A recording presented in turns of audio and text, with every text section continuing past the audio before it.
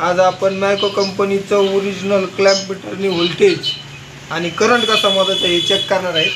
तर सर्वप्रथम क्लॅम्प सोबत काय येतं, तर हे क्लॅम्प मीटर येतं, त्याच्या संग रेजिस्टर येते आणि एक त्याचं पाऊच येतं। आता याच्यामध्ये इकडे गेला, याच्यामध्ये AC करंट, AC व्होल्टेज आणि DC व्होल्टेज आणि त्याच्यानंतर ओम आणि कंटिन्युटी याच्यामध्ये टेस्ट केली जाऊ शकते।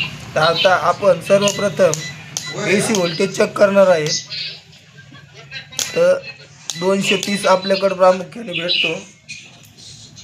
आपण इथं एक्सटेन्शन बॉक्स बोर्ड घेतलेला आहे आणि आपण व्होल्टेज हे फेज आणि न्यूट्रल मध्ये चेक केलं जातं।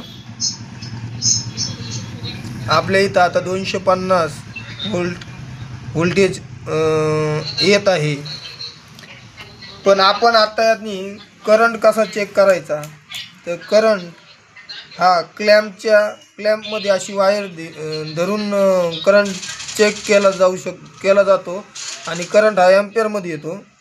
त्यासाठी आपण पहिला हा काटा ॲम्पियरवर सेट करायचा आहे आणि इथं लोड जोडला तरच किती ॲम्पियर करंट वाहतोय ते या मीटरमध्ये काउंट होतं। धन्यवाद।